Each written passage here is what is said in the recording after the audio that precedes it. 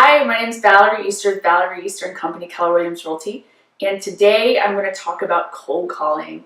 This is Matt Yeager, he's with me, and Matt, how do you like making cold calls? I'm scared to death. As is the common word that I hear from people, is terrified. So it's actually not that hard. So you just have to make it personable, and you have to truly come from contribution when you're making those phone calls. So have you ever made cold calls? I actually recently, 2 years ago, made cold calls for my father's business. Mm-hmm. And so what was the biggest issue that you had with making cold calls? Getting a chance for them to actually listen to what I had to say. So you were just talking at them, right? Is that what it sounds like? So you'd start off and answer and give your whole spiel and just talk at them? Yes, and then I would have to just change spiels because I just couldn't figure out what to do to get past the fact that I felt like they hated me already. So what was the worst thing that could happen with the cold call? They hang up on me. They say no, right? Right. Are you going to die? Are you going to live another day? It turned out after a day of no's, no, it was just fine. It was just the same. Yes, you're just the same. So it's not terrifying. So basically kind of the method that I go through with making cold calls is that I truly come from contribution to phone calls. So let's do kind of a little role play where I'm the real estate agent that's calling on your, let's say, an expired listing. So your house is off the market. Okay? All right. So I've got a home for sale. You did, and it expired. Okay. Mm-hmm. Okay. All right, so ring. Hello? Hi, is this Matt? Yes. Hey Matt, my name's Valorie, and is your home still available by chance? It is still available. That's awesome. So you had it listed not too long ago, and how was that experience with the agent? Well, I could give you a lot of details, but the bottom line, I guess, is the house isn't sold. Well, I'm always trying to grow my business and grow my team, and so we really like to know what your agent did really well. So is there anything that your agent did really well in the marketing of the property? I thought she was very personable. I thought she did a great job talking to the clients. I thought she did a good job talking to potential buyers. That's awesome. A lot of times we hear all the horror stories, and we ask what went well, and we hear a whole bunch of what didn't go well. So that's really good that you had a good experience with your agent. So what did you think that she could have done better? I really have a hands-off approach. Selling the home is really the bottom line. I felt like we had the price right, and some people viewed it. I'd like the information to know what she could have done better. Mm-hmm. What was the feedback when people looked at your property?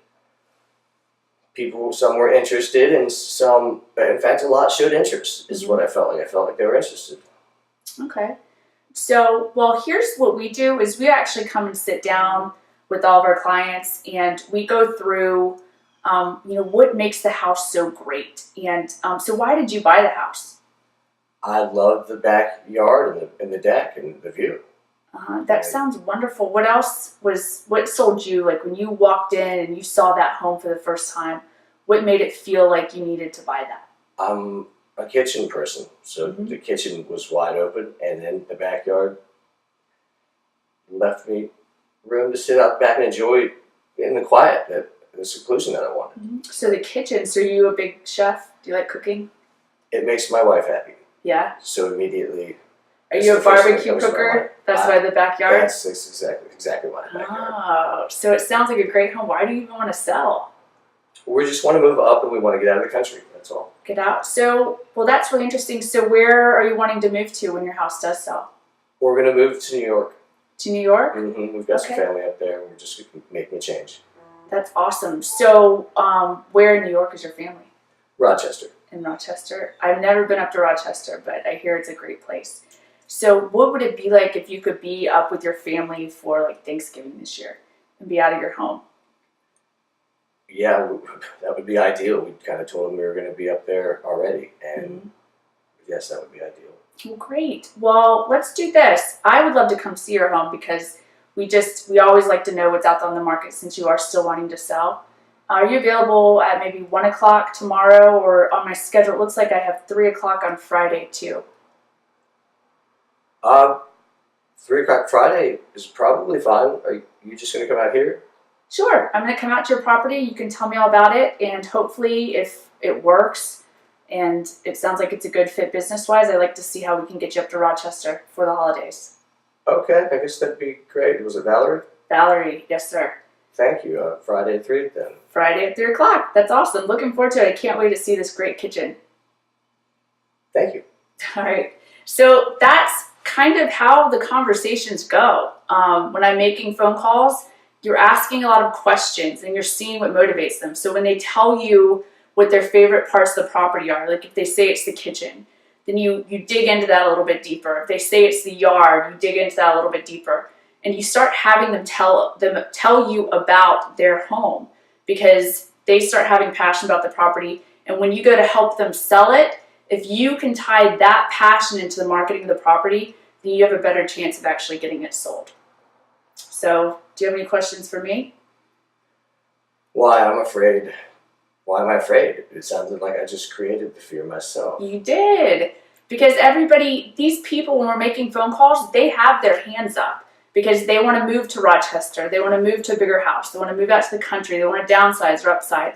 So they already have their hand up. So we just have to go from a place of contribution with how we can truly help them and show them how we can help them get to where they want to go.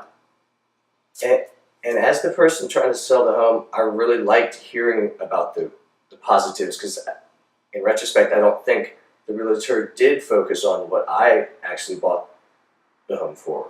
Yeah, and that you see that a lot. I mean, we look through the MLS listings every day. It's 3-bedroom, 2-bath, situated on X amount of acres, or 4-bedroom, 1.5 bath. I mean, nobody cares about that. It's not inspiring, because that's what we put in our search criteria. That's what it spit out.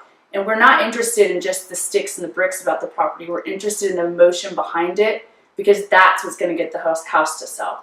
So when you speak with the sellers, whether they're for sale by owners or expireds or anything in between, you need to find out why they bought it and that emotion, because that's going to help you move them through the process and actually get the listing and ultimately get it sold.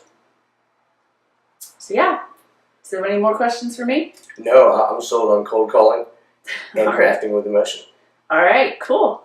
Well, thanks for watching the video. And if you have any questions, you can shoot me an email or send me a message on Facebook. Thanks so much. Have a great day.